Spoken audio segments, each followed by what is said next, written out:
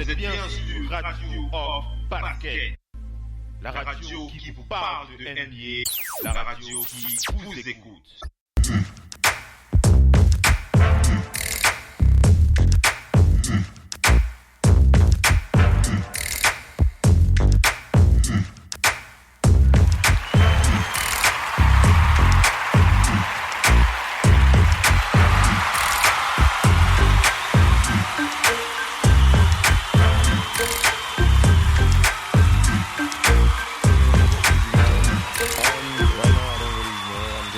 Sore a little bit, and I don't think it's anything bad. After the play, I kept playing, and it's just a little sore right now. That's all. Okay, so now that you've had your first professional experience in the NBA, people are buzzing 12 points plus 21. How do you feel you performed?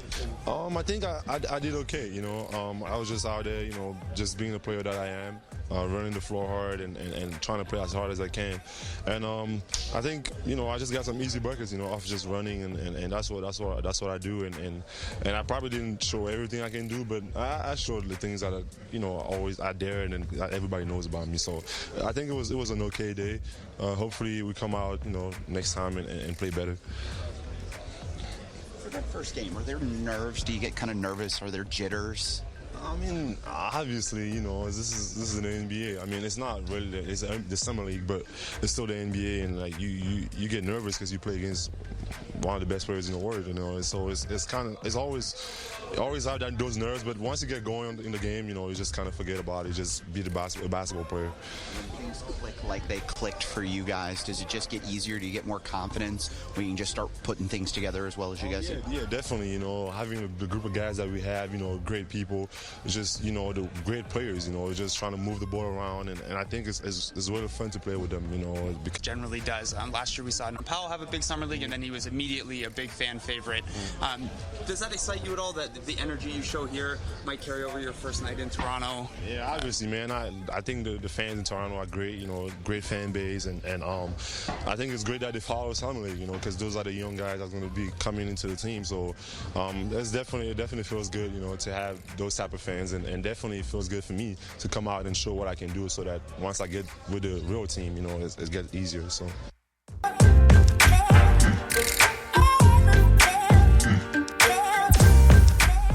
Vous êtes bien sur Radio Basket, la radio qui vous parle de NBA, la radio qui vous écoute.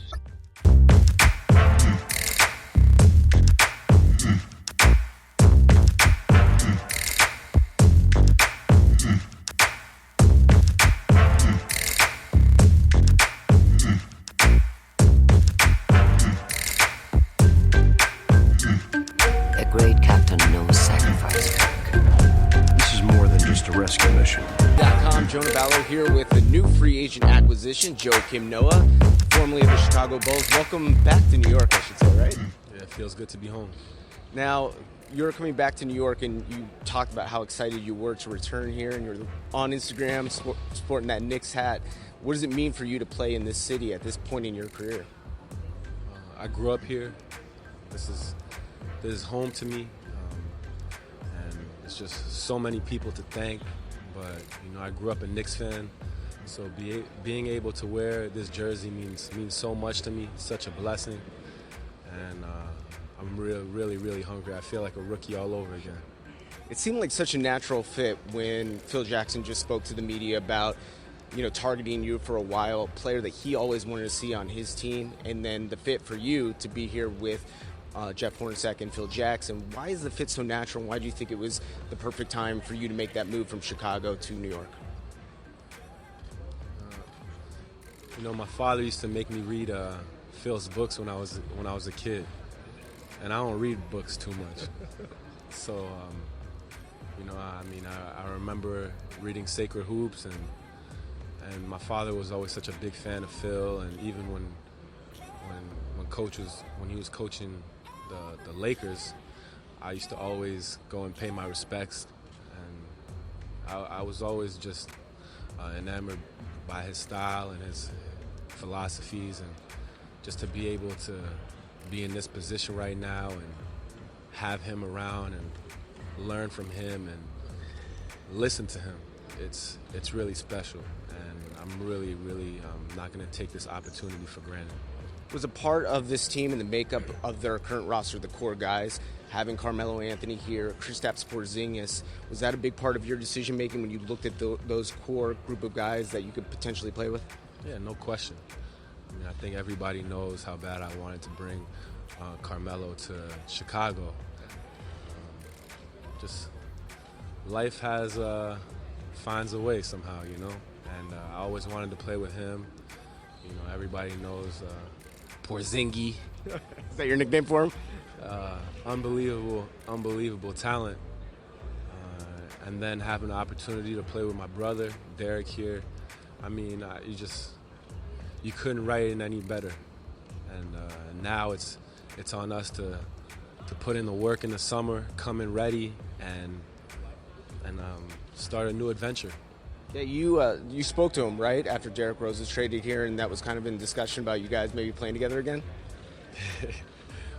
Yeah, when he got traded, I was in the city already. Oh, okay. You know, I'm home, so just wanted to make sure that, just wanted to celebrate that with him. You know, it's an unbelievable opportunity to be able to play in New York, and I just wanted him to enjoy the moment.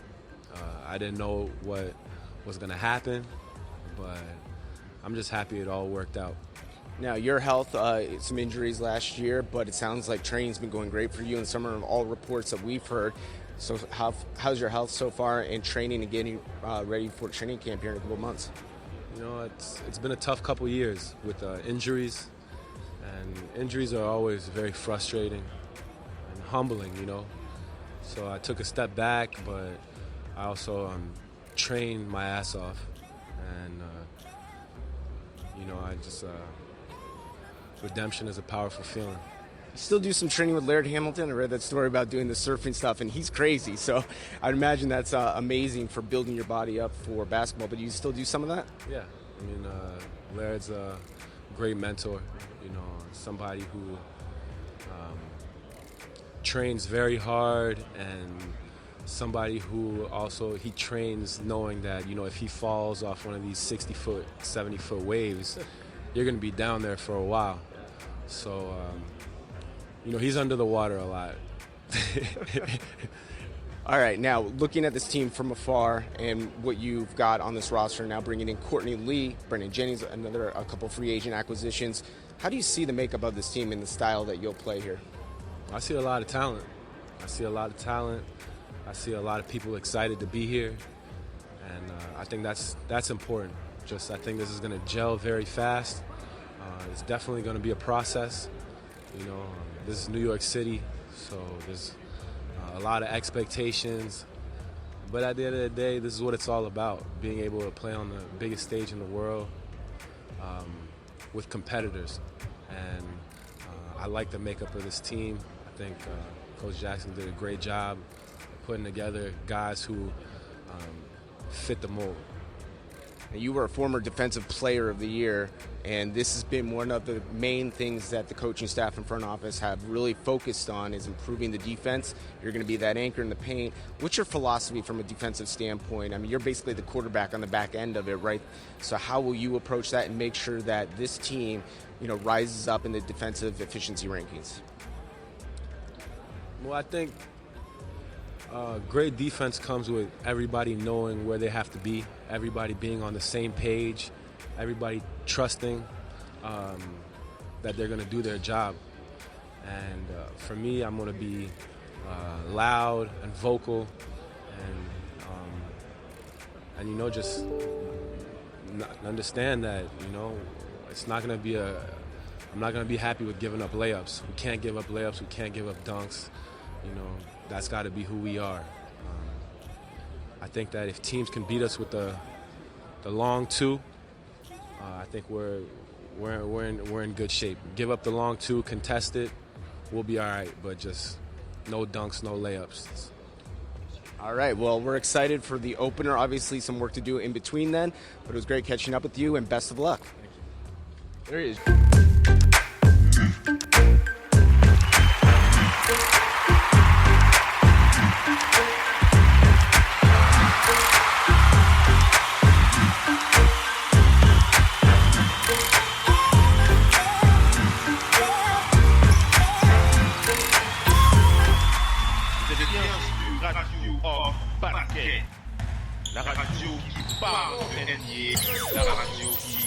écoute.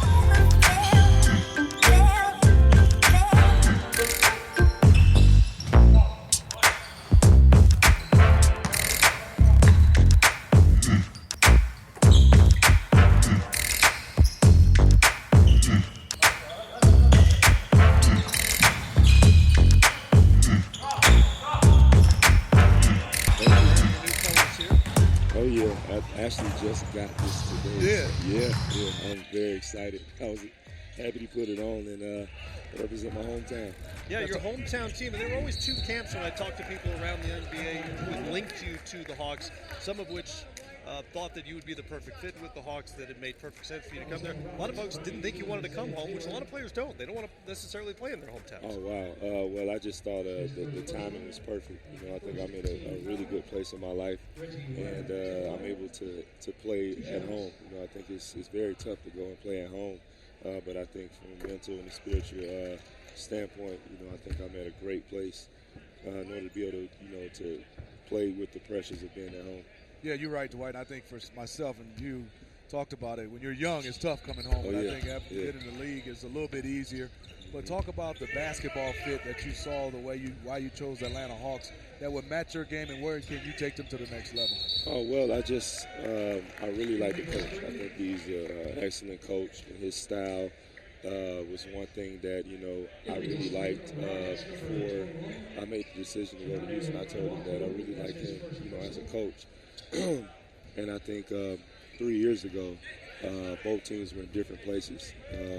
And I was in a different place. But now, like I said earlier, I'm in a great place mentally, and I'm looking forward to getting out there and playing. You know, I think with me being on the Hawks, I'll be able to just be myself, you know, and I'm just excited, you know, really. I'm just happy to be on. We know the one area as far as rebounding the basketball, you're going to do that, and that's the area where they kind of struggle a little bit. But in Bud's system, they let the bigs shoot threes sometimes. So as he talked about, let Dwight shoot some threes in this offense.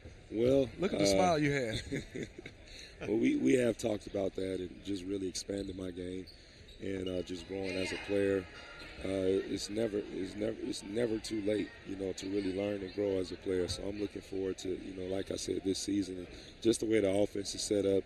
I think he gives his guys total confidence, and not just the main players, but also the role players, you know, and making those guys feel like a big part of the team. And that's one thing that I like, you know, just the team atmosphere, something that, you know, I'm looking forward to.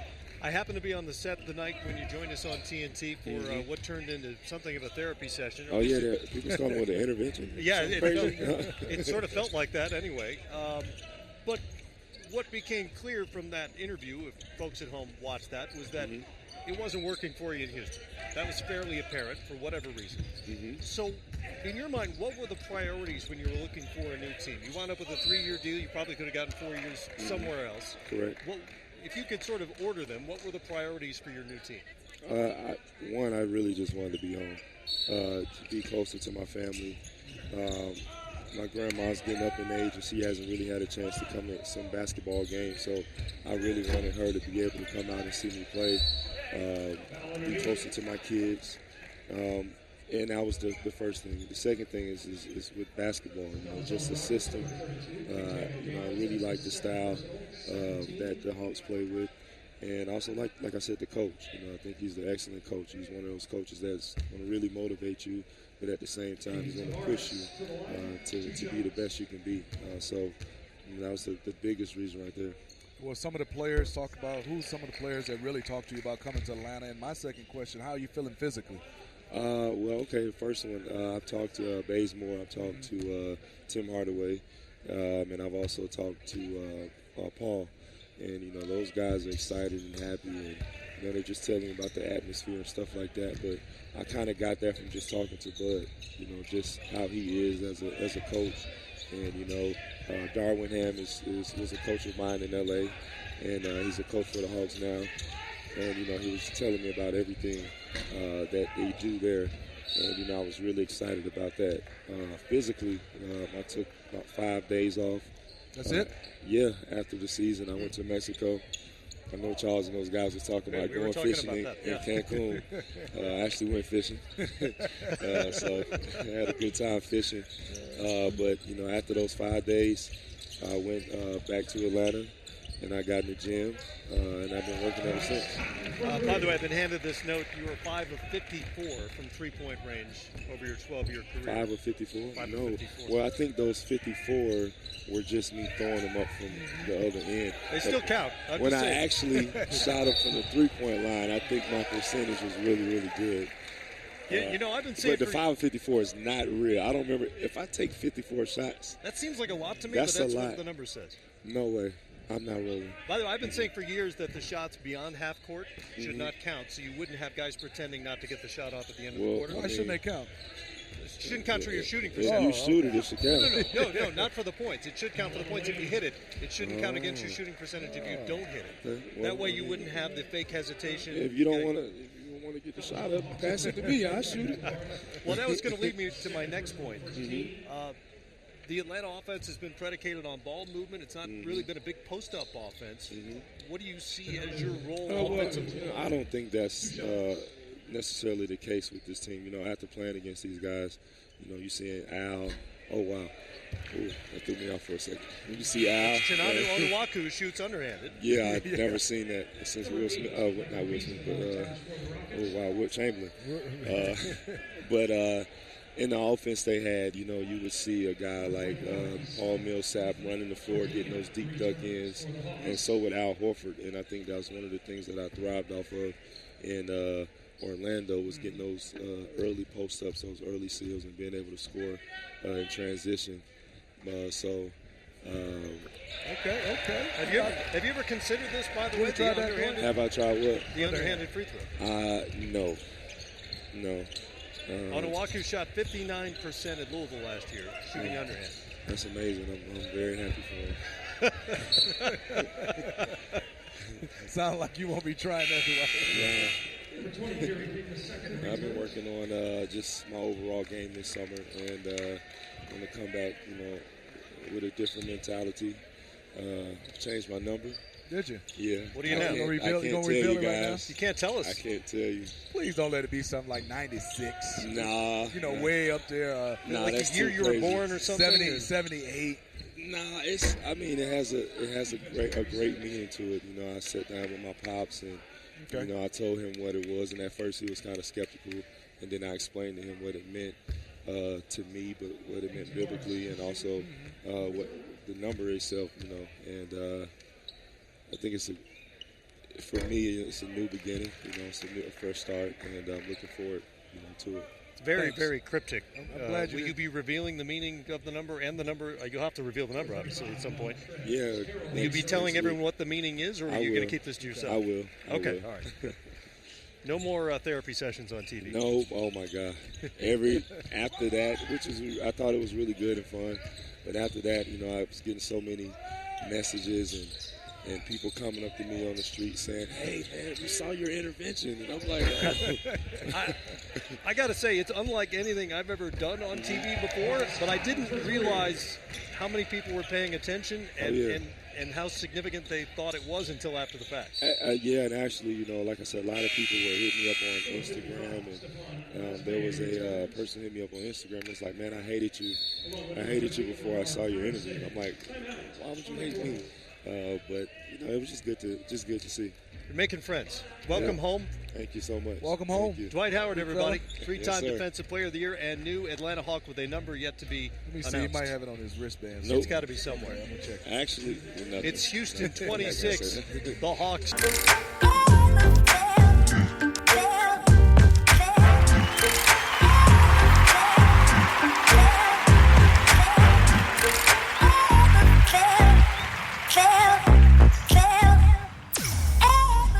Vous êtes bien sur Radio Hors Parquet, la radio qui vous parle de NBA, la radio qui vous écoute.